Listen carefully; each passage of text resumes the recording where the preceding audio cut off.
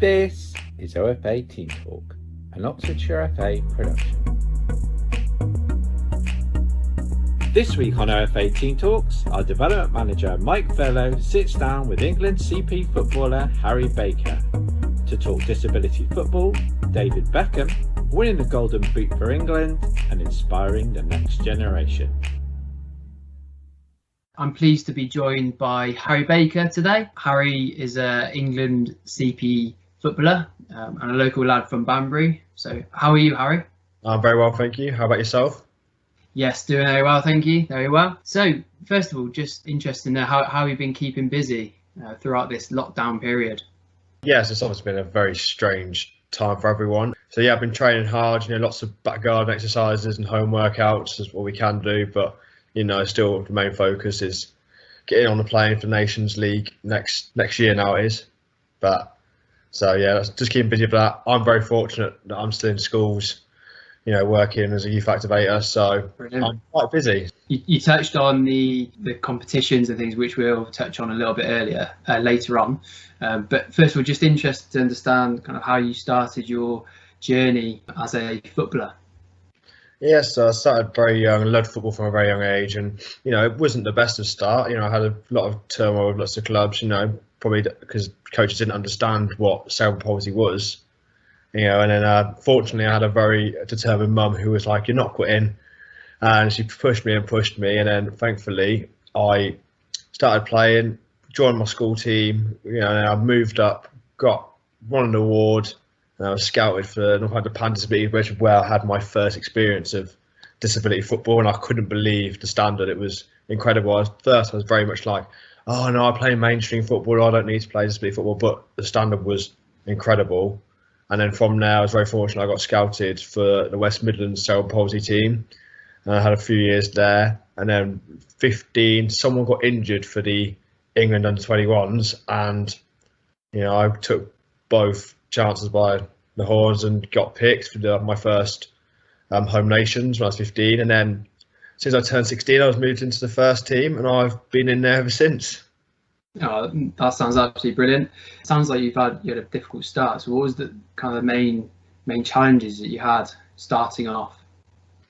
Yeah, so the main difficulty was I think coaches didn't understand how I was affected by disability. So obviously, I wasn't as strong, I wasn't as quick as a lot of other able-bodied people. And instead of just putting me in my age group and, me having fun with my friends, which obviously at that age, that's what it's all about, I was put 2 years below. So I wasn't able to play with my friends. I wasn't going to school and be like, "Oh yeah, I played a game on the weekend," and I'd missed out on that, which may just put me off football. So eventually, when my mum did ask them why I couldn't play with my own age group, he said I just didn't feel comfortable. He didn't want me to. It was to protect me, which is fair enough. But he felt he didn't want me to get hurt or be left behind. So we moved clubs, and the manager was great with me. He also had the same issue. That's why he didn't play me for the first 2 years.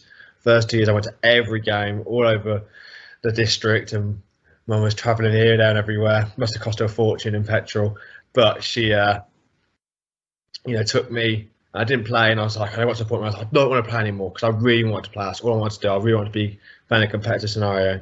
And thankfully, he took a chance on me, and I scored on my debut, and it all went from there. Sounds like you've done really well considering some of the challenges, and quite a determined mother as well. Yeah. He's kept you going. Have there been any kind of real role models or people that have really supported you on your journey, for this period? Yes, so my family were amazing. It was my mum my grandma, my dad never saw me as a child with a disability. It was, you can do this. Yeah, it might take you a bit longer to do such thing like tying your shoelaces. It took me probably a lot longer to learn than most people, but I said, you can do it and keep doing it. And they kept pushing me, and I love football. I just love watching David Beckham, and I was like, I want to play football. That's all I want to do. And they were sort of my role models. But yeah, definitely my family. They were the main thing for me. And you mentioned kind of your club. Is there anything that you feel clubs could do with support with to encourage more players that are in the disabled players in the mainstream game to kind of come through and have similar journeys to yourself?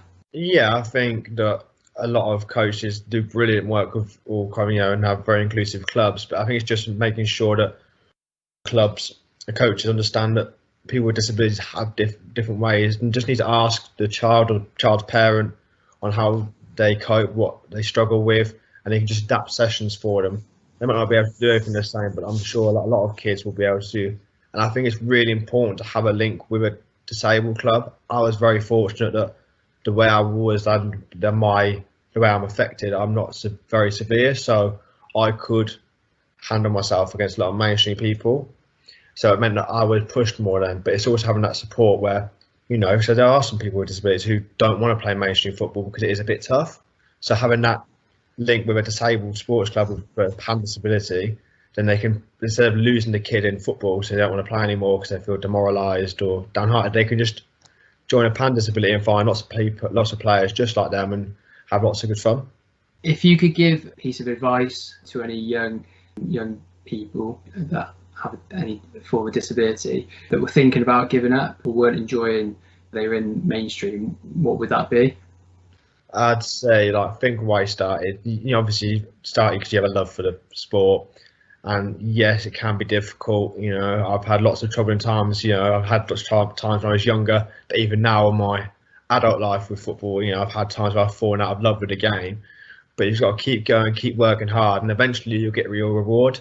And if you're having a really horrible time, then just look for a pan disability club and just keep playing with your mates and having fun, because eventually you will fall back in love with the sport. What would you say to a club that's thinking about delivering, providing inclusive football within their club? What advice or encouragement would you give them to why they should do that? I think every club should try and do it, really, because I think you're giving so many young kids an opportunity to play football, and you never know what you might achieve. You might get some players who just change their life because they've want to play football. They don't have to play to the level I've necessarily played, but imagine some kids who they don't feel have the confidence to play football, and then you have this club who bring them up and they have this amazing confidence. Probably make their weekend, they get to play every Saturday or Sunday, whenever it is. And then sometimes you might even find a player who's, hopefully maybe not as good as me because he'll take my place, who's better than me, and then get him in and help him on the pathway. And I think as a coach, how amazing how it would feel if you say you helped a young lad with disability, or even any young lad or female, go into football and then progress up a talent pathway. I think it'd be pretty amazing.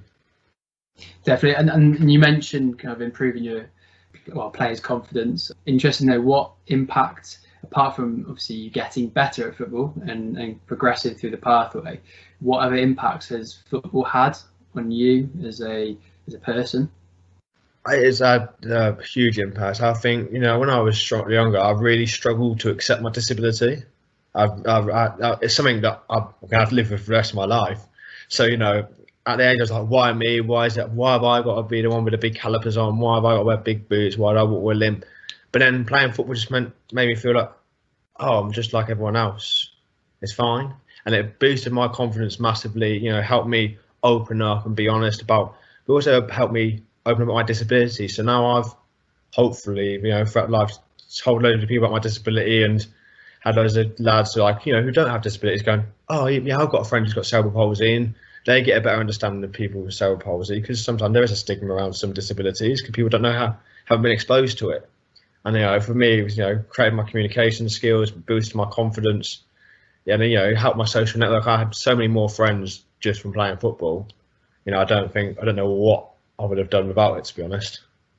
And it's created that kind of support mechanism for you, hasn't it? From discussions we've had in the past. So, how has it supported you in your career as well, working career? It's given me some amazing opportunities. I was very fortunate. I think it helped me get into my university. I think telling them I played international football, gave them an extra reason to accept me, which meant, and obviously because I had such a positive experience with football, it's pushed me down the sport route. And unfortunately, when I come out of university, I was very fortunate to get a job at the Chelsea District Council as a youth activator. So now I basically work in sports development and on how to try and inspire kids to do sport. I'm not football specific, but just any physical exercises better than none. Yeah, 100%. And if you're inspiring the next generation of players, that's brilliant. I must ask you. You mentioned around representing your country for CP England, and just interested to know kind of what competitions you played at and what it's felt and meant to you to country. Yeah, so at a senior level, my first tournament was the Intercontinentals, and even no matter what tournament it is now, whenever I see my English shirt up on the wall with my name on the back, get ready to put it on, I still get the same sicky butterfly feeling that I had when I played in the Continentals in 2013. I've been there for many times now, and I've now played in 2 European Championships, which I won a joint golden boot at, the most recent one. I've played in 2 World Cups and a World Games. I missed out on the Paralympics. That was the hardest things for me, but I came back the following years playing the World Games. So it's an amazing feeling. It's a great honour, and I wouldn't stop it for the world, even if it makes me feel a bit sick before every game. Your disappointment, obviously, missing out, getting in the England Paralympic squad. Kind of, how did you deal with that challenge and that setback, and what did that setback kind of teach you, not only in football but in wider life as well? Yeah, it was horrible. It was because I worked so hard, but it was a life lesson that I think I needed to learn. I was very lucky. From the age of 15, I got first camp. I got into the Home Nations. When I turned 16, of my first camp, I got picked for the Intercontinentals. 17, I played every game in European Championships. Went to a World Cup, and I was like, well, I'm going to go to a Paralympics. And I trained really hard, but that was my point. I overtrained, and I sort of ruined it for myself, but I was devastated. I just felt like I'd missed out, and I was like, oh, what? I've all this hard work for nothing, it felt at the time. And then the following year, I worked really hard to get back in the squad, but then I still didn't have a good tournament. I trained the wrong way because I think I was still a bit angry about the whole getting dropped, and I went there with a great squad. We finished 4th, which was one of the highest ever finishes. And I was like, I should be playing, and I was kicking off, and I probably wasn't a very good teammate to the rest of my team, to be honest.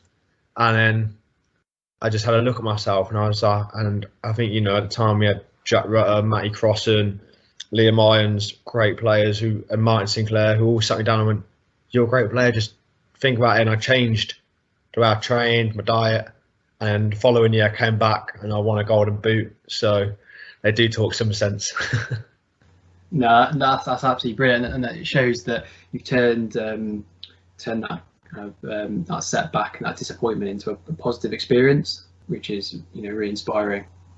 So something that I've got to ask you, and I know you touched on David Beckham earlier, and I don't know if that's because you're possibly a Man United fan. I got that sense. What is your kind of favourite or most inspiring footballing moment that really inspired you to want to play football and kind of do as well as you have? I think it's any of the World Cup or European Championships when I watched when I was younger. Even when England didn't do particularly well, it was just the camaraderie of, no matter where you watched it with your family or your friends, support of everyone together, like the World Cup last year when England did really well and got semi-finals. That just being around all your mates and just the whole nation coming together, that for me still makes me so proud for me to play for my country. I'm nowhere near scared of likes of Harry Kane and all those brilliant players who get thousands of people watching them, but I feel like I'm also doing what they do on a much smaller scale. But I feel like somewhere someone, even if it's just my mum, is watching my games, and hopefully I'm inspiring people and making people come together for football. So that's any England major tournament for me, to be honest. Or when Man United won Champions League against Chelsea, because that's a good one. It's good to get one over your rivals, isn't it? Just interesting though as well. What's on the agenda for you next? So you're at the age of 23, and how many times have you represented your country? And I think I've had 36 caps so far. Wow. Yeah. So what's on kind of next on your agenda?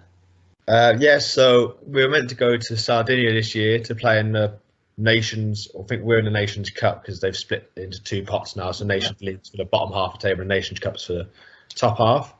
So yeah, we were training for that because after we had a really successful World Cup last year in Seville, we finished 4th. Unfortunately, Brazil did us in the 3rd and 4th playoff. They did deserve to win. They were incredible that day. So we were hoping we're going to come back, and I felt the squad looked strong. Everyone's been training really, really hard because we had trained at home, but we were all in regular contact. And I thought, so that's what we've got to work for now is keep training hard. We've hopefully got a camp in December if get past COVID regulations and rules and have our tests and stuff. But yeah, that's next on the future. And then after that, I was just winning a medal. For me personally, I'd love to get 50 caps. I'm on the right track to do so. Just need COVID to leave so I can so I can actually play. Well, you've made a good promising start to your career, haven't you? With being at the age of 23, and then just to kind of finish off, really on the 3rd of December, there's the International Day of Disability. So just interested to kind of hear your thoughts around, if there are any young people in the county that have not, they might have played a bit of football or sport at their school, but they've not, gone that next step and played for their local club. What would be your message to them to get involved? That would be give it a go. That's all you can do, because if you don't give it a go, you'll never know if you enjoy it or not. You can give it a go. If you don't enjoy it, you don't enjoy it, but at least give it a try. And then you can do that if you just contact the lovely Oxfordshire FA here, and I'm sure they'll direct you to a brilliant club.